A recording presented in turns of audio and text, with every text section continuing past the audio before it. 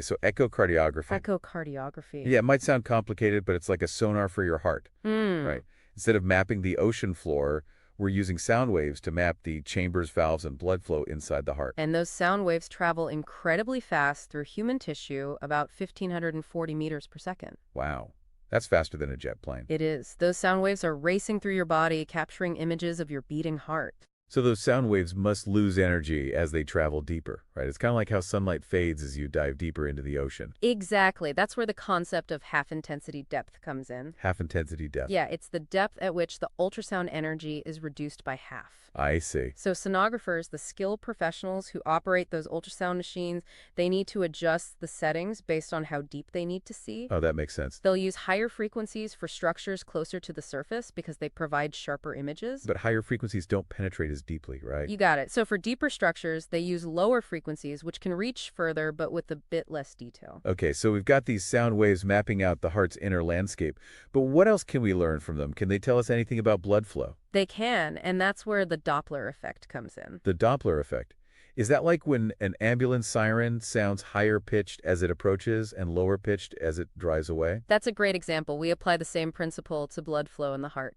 Really? By analyzing the change in frequency of the sound waves as they bounce off moving blood cells, Oh, wow. we can figure out how fast the blood is flowing and in what direction. So it's like a speedometer for your blood. Exactly. And there are two main types of Doppler we use, pulsed wave and continuous wave. Pulsed wave and continuous wave. Yeah, pulsed wave Doppler sends out these short bursts of sound, like pings on a sonar. Oh, okay. And it listens for the echoes to give us information about a specific location. So it's like targeting a specific spot in the heart and seeing how the blood's flowing there. Exactly. Now, with continuous wave Doppler, Continuous wave Doppler. we send and receive sound continuously, which is great for measuring high velocities, but it doesn't pinpoint the exact location of that flow. So it's more about getting a general sense of speed, but without the precise location data. You got it. That's really interesting. Now, our source material mentions something called PET-off. Pet off? Yeah, it's a type of echocardiography that uses continuous wave Doppler for velocity recording. But most other techniques use pulsed wave Doppler, where the crystals do both transmitting and receiving. I wonder why pet off uses continuous wave Doppler and what makes it different from the other techniques. Yeah, that's a great question. Something to look into for sure. But before we go down that rabbit hole, let's shift gears a bit and talk about image resolution. Okay. Because just like with my camera, the clarity of those echocardiogram images depends on how well the machine can differentiate between different points. Right. And in echocardiography, we have three types of resolution to consider: axial, lateral, and temporal.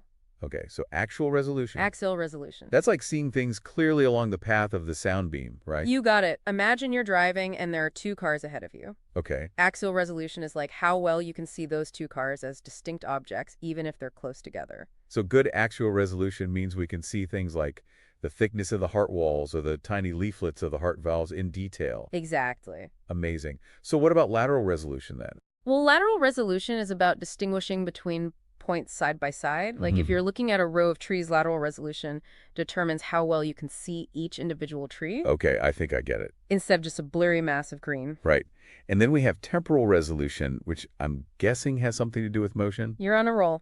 Temporal resolution is all about how clearly we can capture those fast-moving objects without blurring. Okay. Think about filming a hummingbird's wings. Wow, yeah. You need a high frame rate to see those wings without blur. Uh-huh. It's the same with the heart. The higher the temporal resolution, the smoother the image, especially when it's beating. So it's like a high-speed camera for the heart, freezing those rapid movements so we can see every detail. Exactly. So it sounds like sonographers have a lot to juggle, adjusting all these settings to get the best possible image. They do. They adjust the depth of view, the sector angle, which is basically the width of the image, Right. and the frame rate, which is how many images are captured every second. I see. It's all about finding that perfect balance. Can you give us an example of how they might adjust those settings in a real-world scenario? Of course. Let's say a sonographer is trying to get a clear picture of a heart valve. Okay. They might zoom in, which increases the depth, Uh-huh. but then they also need to adjust that sector angle to keep the frame rate consistent. So the image doesn't get blurry. Right, and has a fun fact, increasing the depth changes things, like the pulse repetition period, pulse repetition frequency, and duty factor, but it doesn't affect the pulse duration. Interesting. It seems like there's a lot more to it than just turning a dial. So how can sonographers actually improve those different types of resolution? Well, one way to improve actual resolution is by using a transducer that emits higher frequency sound waves. Okay, It's like using a finer brush to paint. makes sense. What about lateral resolution? How do we sharpen that? We can sharpen that by focusing the sound beam. Focusing the sound beam. It's like narrowing a flashlight beam to concentrate the light. Oh, I like that analogy. So all this talk about settings makes me wonder, are there any settings that can actually create problems with the image?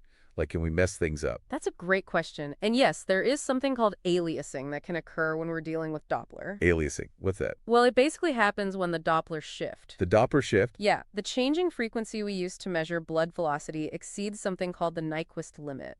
And the Nyquist limit is? The Nyquist limit is half of the pulse repetition frequency. Okay. And when the Doppler shift goes above that limit, it's like the machine can't keep up with the speed of the blood flow and the velocity readings get all mixed up. So instead of showing the actual velocity, it kind of wraps around to the opposite end of the scale? Exactly. It's like a car speedometer that only goes up to 100 miles per hour. Okay. If the car goes faster, the needle just spins all the way around and starts from zero again. Oh, I get it. So the machine can't accurately show the speed because it's beyond its limits. You got it. So how do sonographers deal with this aliasing problem? Luckily, there are ways to combat it. They can increase the pulse repetition frequency, use a lower frequency transducer, or adjust the baseline to make sure the readings are accurate. So it's all about knowing the technology's limits and using the right settings to get reliable information. Precisely. Wow,